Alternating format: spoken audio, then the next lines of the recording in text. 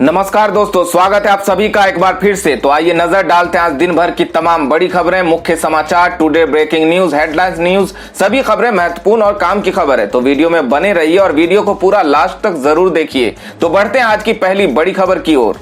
UP में Covid से थोड़ी राहत, लेकिन सख्त रहेंगे प्रतिबंध। 31 मई तक बढ़ाया गया कोरोना कर्फ्यू। बता दें कि उत्तर प्रदेश में कोरोना वायरस के मामले में कमी आ रही है, लेकिन राज्य की योगी सरकार फिलहाल लोगों को प्रतिबंधों में छूट देने के मूड में नहीं है। मुख्यमंत्री योगी आदित्यनाथ ने राज्य में 31 मई की सुबह 7 बजे तक आंशिक कोरोना वायरस कर्फ्यू को बढ़ाने का ऐलान किया है। यूपी के अलावा केंद्र शासित प्रदेश जम्मू और कश्मीर में भी 31 मई की सुबह 7 बजे तक कोरोना कर्फ्यू को बढ़ा दिया गया है। इस दौरान लोगों को सिर्फ बहुत जरूरी होने पर ही घरों से बाहर निकलने की छूट दी गई है। बिना कोविड ड्यूटी किए भी अगर कोरोना से हुई है मौत तो दिल्ली सरकार देगी सरकारी नौकरी। बता दें कि कोरोना महामारी के चलते दिल्ली में अब तक कई शिक्षक अपनी जान गंवा चुके हैं। जिन शिक्षकों ने कोविड ड्यूटी के दौरान अपनी जान गंवाई, उनके परिवार को मुआवजे के तौर पर 1 करोड़ की धनराशि और परिवार के किसी एक सदस्य को सरकार नौकरी दे रही है। पर अब जो शिक्षक कोविड ड्यूटी नहीं कर रहे थे, लेकिन फिर भी उनकी कोरोना से संक्रमित होने के बाद मृत्यु हो गई है, तो उनके परिवार को मुआवजे के तौर पर नौकरी दी जाएगी। सरकार को अब तक दिल्ली से कुछ 92 शिक्षकों का डाटा प्राप्त हुआ है जो कोरोना से संक्रमित होकर अपनी जान गंवा चुके हैं। शिक्षा निदेशालय के वरिष्ठ अधिकारी ने बताया कि अगले 15 दिन में सभी ऐसे शिक्षकों का डेटा एकत्रित किया जाएगा जिनकी कोरोना से मृत्यु हुई है। इसमें जो शिक्षक कोविड ड्यूटी नहीं कर रहे थे लेकिन उनकी मृत्यु कोरोना से हुई है, तो उनकी अलग से फाइल तैयार की जाएगी और सरकार की तरफ से बनाई गई समिति के समक्ष पेश की जाएगी, ताकि शिक्षकों के परिजनों को सर्विस संबंधी लाभ जल्द से जल्द मिल सके। दोस्तों, अगर आप भी अपने गांव, शहर या अपने राज्य की खबरों को देखना चाहते हैं तो कमेंट में अपने गांव, शहर या राज्य का नाम जरूर लिखें। और अगर आपको अभी तक किसी भी तरह की सरकारी सुविधा का लाभ नहीं मिला है तो वो भी कमेंट करके जरूर बताएं कि सरकार की कौन सी योजना अब तक नहीं पहुंची, जिससे कि आपकी बात हमारे चैनल के माध्यम से सरकार तक पहुंच जाए। तो चलिए बढ़ते अगली बड़ी खबर की ओर। महाराष्ट्र में 2 महीने बाद दर्ज हुए कोरोना के सबसे कम केस, लेकिन 24 घंटों में 682 लोगों की मौत। महाराष्ट्र में पिछले 24 घंटे में 26,133 नए कोरोना केस सामने आए हैं और इस दौरान 682 लोगों की मौत हो गई है। 24 घंटे में 40,294 मरीज ठीक भी हुए। रिकवरी रेट में भी काफी सुधार देखने को मिल रहा है। ये मामले पिछले 2 महीनों में आए संक्रमण के मामलों में सबसे कम है। महाराष्ट्र में मौत के मामले हालांकि चिंताजनक स्तर पर बने हुए हैं। पिछले 24 घंटे में राज्य में 682 कोरोना मरीजों की मौत हुई है, लेकिन डेथ रेट में काफी सुधार देखने को मिल रहा है। एलोपैथी चिकित्सा पर विवादित बयान देने को लेकर आईएमए ने रामदेव को भेजा लीगल नोटिस। बता दें कि इंडियन मेडिकल एसोसिएशन आईएमए ने शनिवार को योग गुरु रामदेव को एलोपैथी के खिलाफ उनके कथित बयानों और वैज्ञानिक चिकित्सा को बदनाम करने के लिए कानूनी नोटिस भेजा। इससे पहले इस मामले को लेकर इंडियन मेडिकल एसोसिएशन ने केंद्र सरकार से उनके खिलाफ केस दर्ज करने की मांग की थी, लेकिन अब इस मामले पर रामदेव के पतंजलि ट्रस्ट की तरफ से सफाई सामने आई है, जिसमें बताया गया है कि रामदेव एक व्हाट्सएप मैसेज को लोगों के सामने पढ़ रहे थे। आईएमए ने एक बयान में कहा था कि केंद्रीय स्वास्थ्य मंत्री को रामदेव के खिलाफ कार्रवाई करनी चाहिए, क्योंकि उन्होंने एलोपैथी और वैज्ञानिक चिकित्सा के खिलाफ अज्ञानता भरा बयान देकर लोगों को गुमराह करने का काम किया है। इसके बाद अब इंडियन मेडिकल एसोसिएशन ने योग गुरु रामदेव को एलोपैथी के खिलाफ उनके कथित बयानों को लेकर कानूनी नोटिस भेजा है। रूस से इस महीने आएंगी स्पुतनिक वैक्सीन की 30 लाख खुराक। अगस्त से भारत में ही शुरू हो जाएगा प्रोडक्शन। बता दें कि देश में चल रहे कोरोना टीकाकरण अभियान में लगातार वैक्सीन की कमी का सामना करना पड़ रहा है। ऐसे में राहत की भी रूस से कोरोना वैक्सीन स्पुतनिक वी की बड़ी खेप भारत को मिलने जा रही है। रूस में भारत के राजदूत डी बाला वेंकटेश वर्मा ने जानकारी दी है कि इस महीने यानी मई के आखिर तक स्पुतनिक वी की 30 लाख डोज रूस से भारत पहुंच जाएगी। वहीं जून में डोज की संख्या और बढ़ा दी जाएगी। ब्लैक फंगस को लेकर एम्स डॉक्टर का बड़ा बयान। कहा 2-3 हफ्ते तक एक ही मास्क लगाने से हो सकता है ब्लैक फंगस। बता दें कि कोरोना वायरस की दूसरी लहर से भारत अभी जूझ ही रहा है कि ब्लैक फंगस नाम की एक और बीमारी तेजी से फैल रही है, लेकिन इस महामारी के फैलने के पीछे एक चौंकाने वाली वजह सामने आई है। कहीं जिस मास्क को आप कोरोना वायरस से बचाव के तौर पर इस्तेमाल कर रहे हैं वो ब्लैक फंगस की वजह तो नहीं बन रहा है। एम्स के डॉक्टर के मुताबिक एक ही मास्क को लगातार 2 से से 3 सप्ताह तक इस्तेमाल करने पर यह ब्लैक फंगस की वजह बन सकता है। बता दें कि अखिल भारतीय आयुर्विज्ञान संस्थान यानी एम्स दिल्ली में न्यूरो सर्जरी विभाग के प्रोफेसर डॉक्टर पी शरद चंद्र ने ब्लैक फंगस के बारे में बात करते हुए कहा कि लगातार 2-3 हफ्ते तक एक ही मास्क को पहनना ब्लैक फंगस के विकास की वजह बन सकता है। गुजरात सरकार ने किया यूनिवर्सिटी की परीक्षाओं को रद्द करने का ऐलान, मेरिट बेस्ड होगा प्रोग्रेशन। बता दें कि कोरोना वायरस के फैलते संक्रमण के चलते गुजरात सरकार ने बड़ा फैसला किया है। गुजरात सरकार ने यूनिवर्सिटी और कॉलेजों की परीक्षाएं रद्द कर दी है। सरकार ने फैसला किया है कि वो राज्य के करीब 9.5 लाख अंडर ग्रेजुएट स्टूडेंट्स को बिना परीक्षा प्रमोट करेगी। गुजरात के मुख्यमंत्री विजय रूपानी ने सूबे के सभी सरकारी, गैर सरकारी व अनुदानित विश्वविद्यालय व कॉलेज में चालू शैक्षणिक सत्र के 9.5 लाख छात्र और छात्राओं को मेरिट बेस्ड प्रोग्रेशन देने का ऐलान किया है। इसकी जानकारी विजय रूपानी ने खुद ट्वीट कर दी। योगी सरकार की इस योजना से महिलाएं कमा सकती है 4,000 रुपये। डाउनलोड करना होगा ये ऐप। बता दें कि अगर आप महिलाएं और उत्तर प्रदेश में रहती हैं तो आप राज्य सरकार की बैंकिंग कॉरेस्पॉन्डेंट सखी योजना के तहत हर महीने 4,000 रुपये कमा सकती हैं। दरअसल महिलाओं को रोजगार मुहैया कराने के लिए उत्तर प्रदेश सरकार ने BC यानी बैंकिंग कॉरेस्पॉन्डेंट सखी योजना चला रही है। ये योजना कमजोर वर्ग की महिलाओं के लिए काफी मददगार साबित हो रही है। इस योजना के जरिए महिलाएं बैंक एजेंट बनकर हर महीने 4,000 रुपए तक पा सकती हैं। इतना ही नहीं, यूपी सरकार की इस योजना के तहत उन्हें अतिरिक्त कमीशन हासिल करने समेत और भी कई सुविधाएं मिलती हैं। बैंकिंग कॉरेस्पॉन्डेंट सखी योजना का लाभ लेने के लिए आवेदन करना होगा। इसके लिए आपको गूगल प्ले स्टोर पर जाकर BC सखी ऐप को डाउनलोड करना होगा। इसके बाद इस ऐप में अपना फोन नंबर दर्ज करके रजिस्टर्ड करना होगा। इसके बाद जनरल प्रोफाइल पर क्लिक करना होगा और वहां मांगी गई सारी जानकारी का विवरण भरना होगा। इसके बाद उसे सबमिट करना होगा।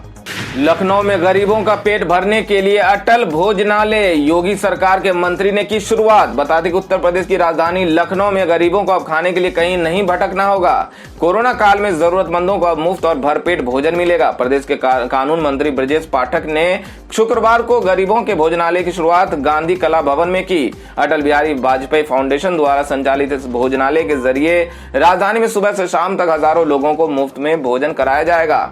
कोरोना की दूसरी लहर से जूझ रहे प्रदेश में इस भोजनालय की शुरुआत को गरीबों के लिए बड़ा सहारा माना जा रहा है। भोजनालय शुरू होने से सबसे ज्यादा मदद दिहाड़ी मजदूर, श्रमिक, रिक्शा चालक, रेहड़ी ठेला, खोमचा लगाने वालों के साथ टैक्सी ड्राइवरों और दैनिक रोजगार करने वालों की होगी।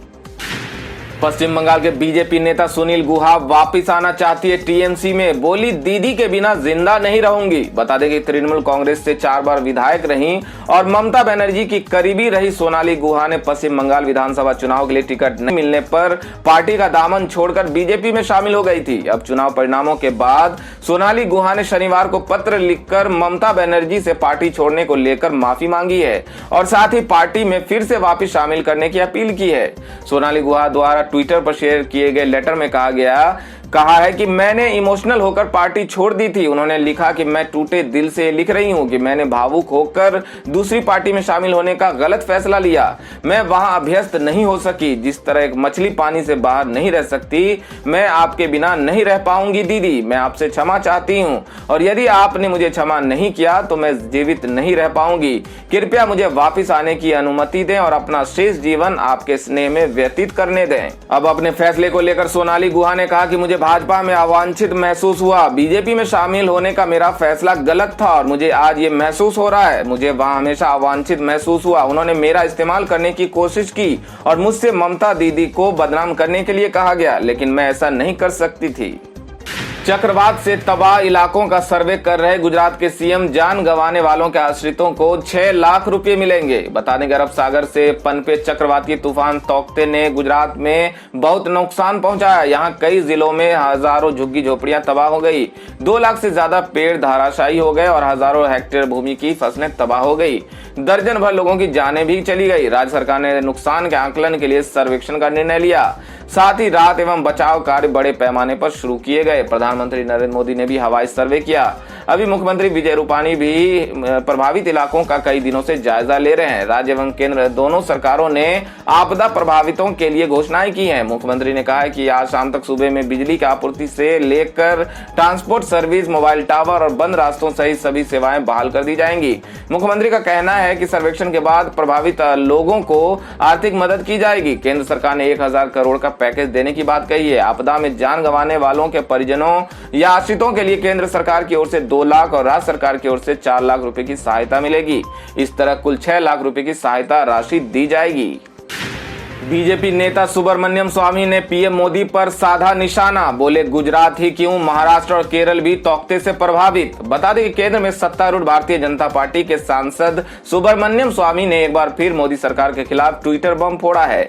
देश कोरोना वायरस महामारी की दूसरी लहर के बीच चक्रवाती तूफान तौकते ने महाराष्ट्र, गुजरात और केरल समेत कई तटीय राज्यों में तबाही मचाई। बीते बुधवार प्रधानमंत्री नरेंद्र मोदी ने गुजरात में तौकते प्रभावित इलाकों का दौरा किया और 1000 करोड़ रुपए की तत्काल आर्थिक सहायता की घोषणा कर दी। भाजपा सांसद सुब्रमण्यम स्वामी ने अब सिर्फ गुजरात के लिए आर्थिक सहायता का ऐलान करने को लेकर पीएम मोदी पर निशाना साधा है। उन्होंने अपने ट्वीट में कहा कि जब पीएम गुजरात गए तो तुरंत आर्थिक सहायता के रूप में 1000 करोड़ रुपए का चेक जारी कर दिया। उन्हें अब निष्पक्षता दिखाते हुए इससे भी बड़ी राशि की घोषणा करते हुए महाराष्ट्र और केरल के लिए भी चेक जारी करना चाहिए, जहां तूफान ने गंभीर क्षति पहुंचाई और वो वहां जा भी नहीं सके। हम आपके हैं कौन के संगीतकार राम लक्ष्मण का निधन, लता मंगेशकर ने जताया शोक। बता दें कि बॉलीवुड के मशहूर संगीतकार राम लक्ष्मण ने शनिवार की सुबह नागपुर में आखिरी सांसें ली। 79 वर्षीय संगीतकार पिछले कुछ समय से बीमार चल रहे थे। मैंने प्यार किया, हम आपके कौन समेत 150 फिल्मों में संगीत दे चुके राम लक्ष्मण का असली नाम विजय पाटिल था। लता मंगेशकर ने इस खबर की पुष्टि करते हुए संगीतकार को विनम्र श्रद्धांजलि अर्पित की है।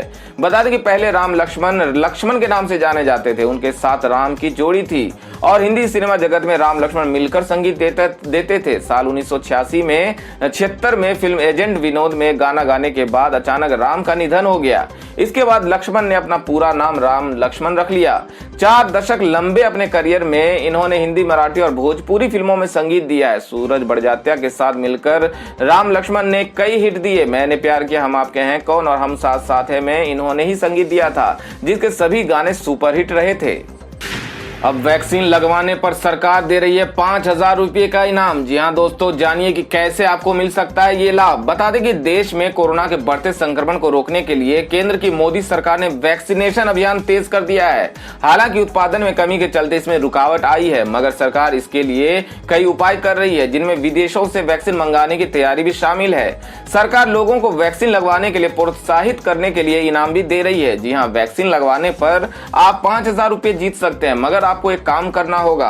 बता दें कि जो व्यक्ति सरकार के लिए एक अच्छी टैगलाइन के साथ वैक्सीन की तस्वीर साझा करेगा, उसे 5000 रुपए का नगद पुरस्कार मिलेगा। यानी आपको वैक्सीन लगवाकर सरकार के साथ उसकी फोटो शेयर करनी है, जिसके साथ एक बढ़िया सी टैगलाइन होनी चाहिए जो दूसरों को वैक्सीन लगवाने के लिए प्रोत्साहित करे।